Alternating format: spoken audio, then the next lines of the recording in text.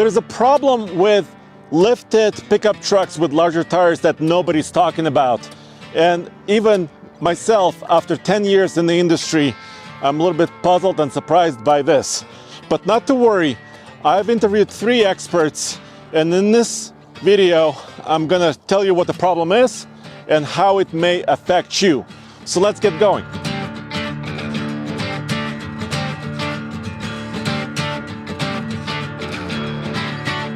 Before we get to the first expert interview, why did I pick this 2018 Ford F-150 used truck? Well, this is very typical. This is what I see a lot. It's a small suspension lift, nothing crazy, maybe about 2 inches, and it's packing a bigger tire than stock. This is a 35-inch tall tire. Why do people do this? Why do I like it? It's because it makes the truck look beefy, macho, and more proportional. But it comes at a cost. The problem I'm talking about is not the cost of the suspension or the cost of wheels and tires. It's actually the cost of what it does to your payload, your tow ability of your pickup truck, and of course your gross vehicle weight rating and your safety. So to get down to the core of this issue, my first expert I'm going to speak with is Dave Harrington, CEO of American Expedition Vehicles. He has over 27 years of experience in building trucks and working with manufacturers like General Motors, Ram, and Jeep. So the first question I have for Dave is, how do manufacturers test for payload and gross vehicle weight ratings?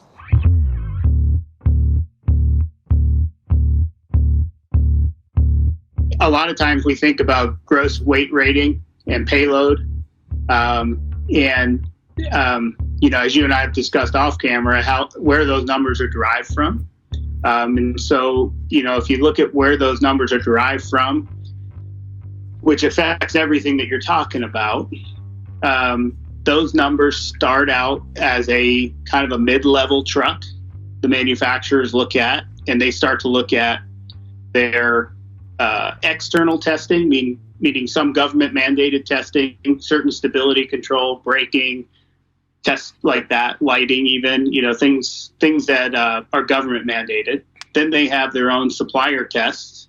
So maybe a transfer case supplier will say what their rating is on a transfer case or an axle. And then they have their own internal test that determine suspension, sag, cooling, leverage on different components. And they kind of start to look at what they feel comfortable with in terms of handling, safety, and their own internal standards. So gross vehicle weight rating is not necessarily just some government test. Quite often it's really mandated by the manufacturer. There are dozens of aftermarket manufacturers who do bumpers, front or rear. And here's just one example of it. Yes, it has a good cut right here. It's made out of pretty strong material. But like we were discussing with Dave, how much engineering or testing actually went into a bumper like this? I mean, this winch outlet is pointing down. This is not very ideal in my opinion as far as here. It does have recovery points. How are they mounted? How are they tested? Are they crash tested and verified? What about proximity sensors? So those are all great questions when selecting a front bumper and also protection for the front of your truck. In the United States, we can tow very heavy and we can tow very fast. We have high speed limits. So this is all a concern. And when you go and lift a vehicle, there's a number of things that you're doing. And some things are obvious and some things may not be obvious. So increasing tire size to a 37, you're increasing that lever arm on your axles and every component upstream. Now you can switch gear ratios, and that gets the motor back in its power band. It takes some of the load off the transmission and possibly drive shafts, but you're still have that leverage on your axle shafts, on your bearings, things of that nature. Lifting a truck generally will always ruin the aerodynamics of the truck. It'll ruin the vacuum under the truck, which greatly affects the cooling. People don't realize that a lot of the cooling, you're not forcing air in through the front of the truck. You're actually sucking air in through the front of the truck. Very similar to pushing a bow wave in water. That airflow will stagnate, and then you're actually pulling air through the truck. So when you lift a truck, you're kind of ruining the vacuum under the truck that is part of that cooling. And cooling does play a big part in gross vehicle weight ratings. Payload is a direct subtraction, basically, of gross vehicle weight, and then you're subtracting the weight that you're adding. Once again, I chose this truck at random, but it's pretty luxurious F-150 long wheelbase. And from the factory, there's a sticker right here. It says this truck has a payload rating of 1,407 pounds, which is not a huge number for a half-ton full-size pickup truck. And it's partially because of course, all the equipment it has, including the seats, the panoramic sunroof. But did you know, by putting 35s on this truck, this number could be even lower? Right. Yeah. So adding 37-inch tires, adding our bumpers and winches, things like that, you have to start subtracting. Yeah. And then generally, as a rule of thumb, if you're going to increase the tire size, say 15%, it's a good idea to reduce your gross vehicle weight rating by 15%. Meaning that if you're increasing the leverage on all those components, you really should be reducing that gross vehicle weight rating from what the factory said down. Now, towing with a gooseneck is actually better than towing with a bumper pull in a lot of cases. That pivot point is in front of the rear axle, so you're spreading the load out. So that generally is a good thing. If your bed height and everything work with the trailer. That's a problem with towing with goosenecks is lifting a truck. Yeah, totally. It has to be the right trailer. We were able to do that on the first generation Bison. So even though we added 200 pounds, GM opted to go back through all their testing and retest it 200 pounds higher to see if we could still have the same gross vehicle weight rating as that mid-level truck minus 200 pounds, which was a really nice thing. On a mid-sized truck, 200 pounds is a big deal. On the heavy-duty trucks that you're talking about, it really doesn't, it's not much. Yeah. But, for example, I noticed our Ram, let's take that as an example. It's a gross vehicle weight rating of 10,000, right? And if we are increasing the tire size, right, from a 33 or a 34, right, that was there before, to a 37, it's really easy, according to what we just said, to actually run out of payload, right? Or run out of gross vehicle weight rating capability because, we added a fifth wheel hitch attachment, for example. That's 150 pounds or so, right? You've added side steps, that's another little bit of weight. So, the question I commonly get is, can I do something about it, right? Some of our viewers say, I'm going to add airbags. I'm going to prevent sag. Is that going to help me?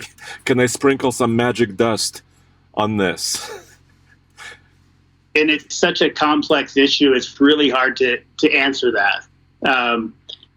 If you want to fix sag, yes, airbags will fix sag, but they can increase. They can change the frequency they will change the frequency of the springs. It can change a lot of things. So while it may fix one problem, it can open up a whole world of problems that an average consumer might not think about. For instance, we do high capacity springs on Wrangler, and it's a set of 4 springs. It's not just the rear springs. Even though we're not really adding weight to the rear, it's important to keep that factory ride quality in keeping those springs matched. So a lot of people are always surprised that our high capacity springs are a set of 4 and not just a set of 2 rear springs. It just doesn't work that way. That is pretty eye-opening what Dave said with the rough formula. So if you increase the tire size on this F-150 by about 5%, like it is on this truck, which means this truck could have up to 350 pounds less payload than what the sticker says after these tires are put on. That's pretty dramatic, and it matters a lot because if you have 5 people in here and you're towing some sort of a trailer, that can matter a lot. If you want to do it right, you should be saying, okay, if I increase the tire size 20%, I'm going to reduce that axle weight rating by 20%. And then you will have an OE. It's a rule of thumb, but you'll have more of a very close to OE reliability. in that case. You know, as aftermarket enthusiasts, this is just something we need to understand.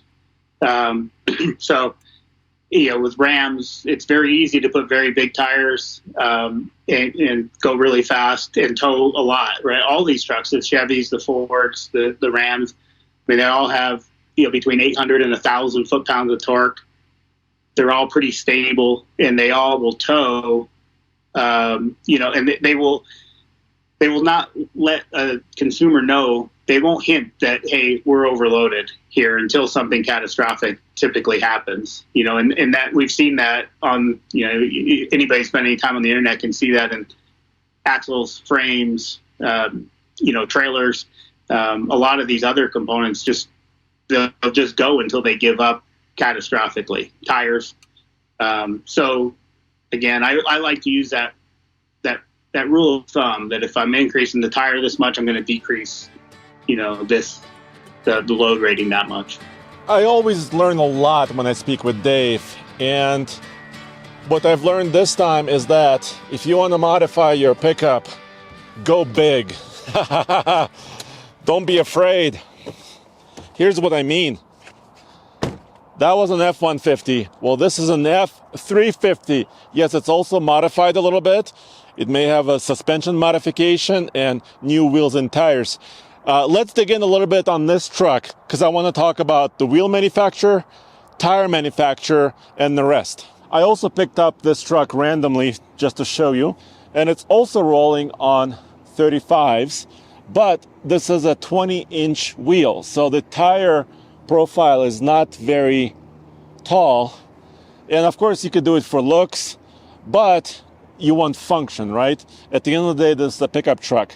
I just checked. This Nitto Grappler MT is load range E, and that load range is very important. This is a big and heavy truck. It's an F-350, basically a 1-ton single rear wheel. So the tire has to be rated for the weight, like Dave was saying. The wheel itself has to be rated for that weight, and on and on and on. The springs, the suspension, the shocks, the axles. Of course, this truck has stock axles, so that's not a huge issue. And this truck is also not rolling on 40s. So to learn a little bit more about this topic, I spoke to a friend of the show, Sam. So let's now go to that interview and learn a little bit more about how do manufacturers think about payload and towing.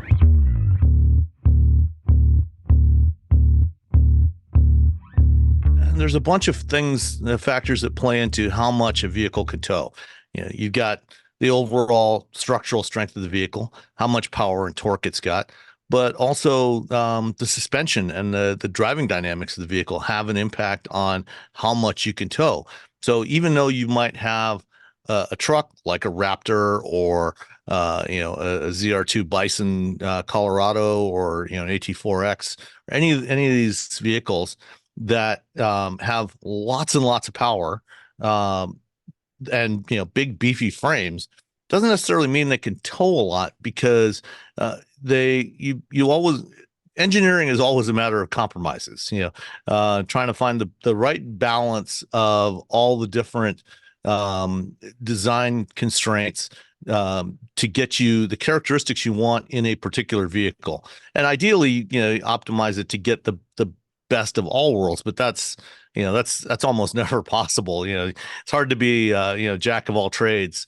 You know, you end up usually being a master of none. Let me tell you one quick story about how intricate these decisions get. Back when they were launching the 2015 Ford Mustang, if you looked at the spec sheets, one of the things you may notice is that at the time they had the 3.8 liter V6 or 3.6 liter V6, the 2.3 liter EcoBoost, and the 5 liter Coyote that they offered. The V6, the base V6 and the Coyote both had a 16-gallon gas tank. The EcoBoost only had a 15.5-gallon capacity. And the reason why is because it was so close to the threshold for the test weight class for when they do the emissions and fuel economy testing, that extra, you know, a gallon of gas weighs about 6.5 pounds. So that three-ish gallons of gas would have pushed the curb weight of that variant over into the next test weight class. and would have dropped the fuel economy rating, the EPA fuel economy rating, by about a mile per gallon. And they didn't want to do that. So they basically just put a modified version of the gas tank in there with a half gallon less capacity so that the curb weight would never get over that threshold. This is what I'm talking about one more time. So the gross vehicle weight rating from the factory on this F350 is 11,500. If I subtract 5% for this, based on larger tires, I've subtracted about 650 or 600, just under 600 pounds of weight rating of this truck. So even if I subtract 600 pounds from this number, I still have a lot of capability. 3,200 minus 600, it's about 2,600 pounds of leftover payload, which allows me to tow a trailer, even a gooseneck of sizable proportion, and carry a lot of payload as well. I think there is even more here, because I remember speaking with some Ford engineering members of the engineering team at Ford, and they came out with a Super Duty Tremor several years ago. And then soon after, they introduced a winch that you could add to the front bumper of the new Super Duty Tremor. And we actually also had an F250 in our test fleet at TFL.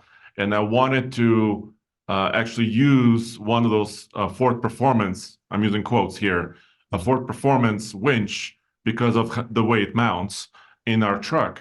Our truck had 37s. And Ford said, well, we don't want to, label it Ford Performance because we never tested this winch with anything but the Tremor. And the Tremor, the way it's in production, it's on 35s, it's designed in a certain way, it has a certain height, and they crash tested that truck with the winch and did certification on it. And anything outside of that, they would not certify, right? Right. So that's how close this is. Yeah, because on 37s, it's probably sitting, an inch and a half higher. So that winch is going to be up a little bit higher. And so when they do those crash tests, part of the crash tests is the compatibility between two different vehicles. So things like the bumper heights have to be within a certain range. And those taller tires would have probably put the bumper out of range, and hence the winch would be up a little bit higher. And so when you crash it into certain barriers, it's not going to impact the way they designed it to. And so the forces going through in the event of a crash are going to be very different. And it's not necessarily going to provide the occupant protection. So you could certainly buy a winch aftermarket. Those don't have to be crash tested. But anything that's going to be sold by the manufacturer has got to meet all of these diverse federal motor vehicle safety standards. I just saw it. There were 96 different documents. Oh yeah, and each document they're all very long. And each document is very long. Yeah. Stuff like where do you put the VIN plate, right? How do you label tire information? All these things, tire sizes, etc. Airbags. So yeah, I think if I was on the engineering team at the OEM, I think a lot of your day must be, not just engineering a great product, but how does it fit, within all these will it meet all the rules and requirements that you have to in order to sell it and to offer a warranty on it and all these things? Because if the manufacturer sells it, then they are also liable if there's a problem. So if somebody, if Ford or GM or Stellantis sells a truck, sells a winch that can be fitted to one of the trucks that they sell from the factory, if that truck gets into a crash, even though the occupants of that truck might not necessarily get injured because of the way it interacts with other vehicles, somebody might get injured more in another vehicle, and then they could end up on the hook for a lawsuit. So they want to avoid any of these sorts of things. So you get the idea. Yes, manufacturers are getting into this game as well with Ford Raptors, Tremors. There is also, of course, GM with Z71, Trail Boss, ZR2, and the GMC with trucks like that, Ram Rebels and Ram TRXs. So they're playing in this game, and they have to do it correctly because they have a lot of regulations to follow, like Sam said. But what if trouble strikes? What if there is an accident with your modified pickup truck? Are you liable? What's going to happen? So I spoke to an expert. Here is Scott, a friend of the show.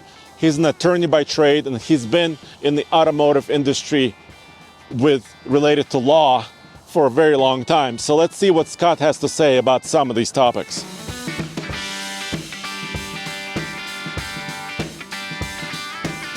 Yeah, I mean, in this context, one of the things that I think of is like gross vehicle weight can also equal gross negligence. So like if you overdo and overladen, you've seen it out there on the road where, that truck is squatting and the front tires are kind of coming off the ground. If you're doing that and you're knowingly doing that, that could lead to gross negligence, which is you knowingly did it, you knowingly overladen your truck, and then it exposes you to not only not being able to control the vehicle properly, but also to potential liability. If God forbid the worst does happen and you wipe somebody out, or even the worst case scenario, really maim or kill somebody, that could actually lead to a scenario where a good lawyer who understands these trucks and understands how they're built and what they're made for could go after you for punitive damages because of that knowingly overdoing it with the truck. And I think it's rare. Like I said, it's fuzzy, but you really could expose yourself to that. And that's the real main danger of doing any of these things with these trucks, with these vans and other things that we see out there that we love, right? But it could be a real problem because you know what you're putting in there. Add 1,000 pounds for all your stuff for 4 people in your truck, plus everything else you did, the cap, anything else you've done to the vehicle can really lead to danger. Well, let's say you picked all the right components, right? You used reputable companies, but something bad does happen. Can some of those companies be affected by the lawsuit as well? I think, that comes down to sort of a decision tree. God forbid the worst happens. Let's say somebody is killed or horribly maimed. And you, as the driver of this modified vehicle, maybe you don't have enough insurance. Maybe you just have the minimum in the state. And the attorneys for the other side are going to look at it and say, all right, well, is there anybody else that we can go after? So maybe these modifications really were, the client or the driver of the car asked for these things to be done. The modifier, the company that you go into, some 4x4 shop does it, but doesn't really warn them, or maybe installs it in a way that's just not proper for that particular rig. There could be exposure for those shops, especially in a situation where it's just really obvious that they put too much weight on the vehicle, and they didn't talk to the client about it. They didn't warn them about changing it. They didn't change their brakes. They didn't change their suspension in a meaningful way. And it could expose them to that sort of really worst case scenario. The good news in that scenario is they have insurance. They have commercial insurance, but it does have some level of exposure. I think it's not very likely, but it's there. And unfortunately, so many drivers around the country are driving essentially underinsured. So they don't have much, which could lead to exposure for these shops because they're, sometimes you just have to go after somebody because you've wiped out a whole family. But from your perspective, what can a driver of a modified vehicle do to kind of protect themselves a little bit better? The first and foremost is anytime you do a modification like I did to my truck, make sure the insurance company knows it and that they've properly insured your truck to include all these new modifications. And that's really just for your, God forbid, you wreck it on a trail or something like that, and you at least get paid for the fair value of your vehicle. So that's first and foremost. And then they can't then dispute later that you didn't tell me you made all these modifications, right? You've let them know ahead of time. So that's the first thing before you even drive out the driveway. Make sure that they know that. The next would be common sense things like you do in your Ike challenge, really analyzing the gross vehicle weight of what you're pulling, and can it handle it? Just because it seems really cool and looks cool, and you're going on this adventure and you decide to take everything in the kitchen sink, maybe think about what you're taking before you do that, so you don't put yourself in harm's way. Yeah, absolutely. I agree. And that comes down to all the components, including brakes, of course, steering components, Also hitches, right? The way you hook up the trailer Yep. to the truck. And you and I have discussed this at length before as well, because each component must be appropriate for the job, right? If there's one weak link, right, you don't want that weak link. Yeah, you and I discussed it a couple of years ago, I think, in the Flagstaff event, Overland Expo, and we had taken a trailer down with a Tacoma, and he was able to handle it. And we were getting down to the minute weight of where to put it over the wheels in the trailer, and so that we had it the most stable possible. I mean, a lot of thought went into it, and we were seeking sort of your expertise. Like, hey, how do we make sure we're the safest we can be? And that it just takes some forethought. And then you enjoy yourself. I think most people overthink liability and risk. I think just being a reasonable person, thinking about it in a normal way, and think, would I do this? Is this a good idea? And then just kind of go on with your life and just enjoy being outside, enjoying the overlanding community and the modified truck world that's out there, and just enjoy it. I think a lot of times people overthink the legal side of things, and they think there's exposure everywhere. It's really only exposure when it's like I say a lot of times, I can't fix stupid. Just Or it's be reasonable. or it's obviously bad, right? Or it's obviously bad. Yeah. So at the end of the day, yes, modifying your truck affects its aerodynamics, it affects your payload, it affects your towing, it affects your overall safety and capability. But I love how easygoing Scott is, and of course, Dave and Sam. And bottom line is, prepare yourself, get additional insurance, and tell your insurance company about some of the modifications you may have done to your pickup truck. And use common sense. That's very simple at the end of the day. And if you really want to modify your truck and make it really burly and really macho and huge tires, I would go for something like this. A truck with a lot more capability to begin with, rather than a truck like a half-ton or a mid-size with not much capability in the beginning. Let me know what you think in the comments below. Thanks for joining me on this episode, and I'll see you next time at oldtfl.com.